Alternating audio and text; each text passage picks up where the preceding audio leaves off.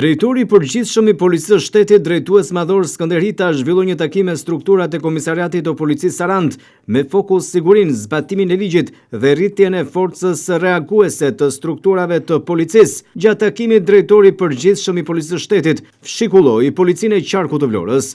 Ai kërkoi që strukturat e Komisariatit të Policisë Sarand dhe të Drejtorisë Vendore të Policisë së Vlorës të reflektojnë menjëherë për të ndryshuar situatën dhe perceptimin e qytetarëve ndaj punës së policisë. Kreu i përgjithshëm i Policisë së Shtetit u shpreh se është e papranueshme situata në Sarand dhe kjo është përgjegjësi e drejtë për drejtë e Drejtorisë Vendore të Policisë Vlorë.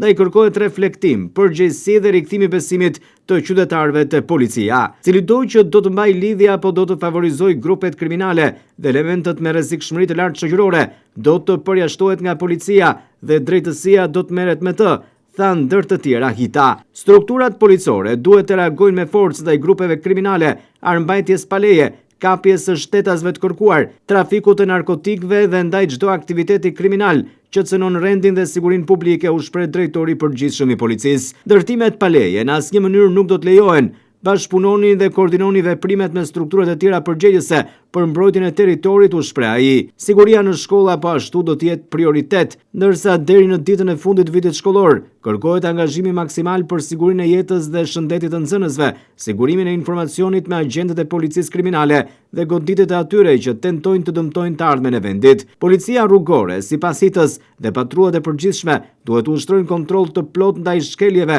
që krijojnë kaos në qarkullim, parkimeve të gabuara e të tjerë, ndërsa policia kufitare duhet të jetë më aktive në parandalimin e goditjen e grupeve kriminale ndërkufitare, kontrollin e kufirit jeshil dhe monitorimin e mjeteve lundruese. Çdo kërcënim apo presion ndaj punonjësve të policisë duhet të denoncohet menjëherë, tha ai. Në prag të sezonit turistik, drejtori i përgjithshëm kërkoi angazhimin maksimal nga gjitha strukturat policore për garantimin e rendit, sigurisë dhe ofrimin e një shërbimi profesional ndaj qytetarëve dhe turistëve të huaj.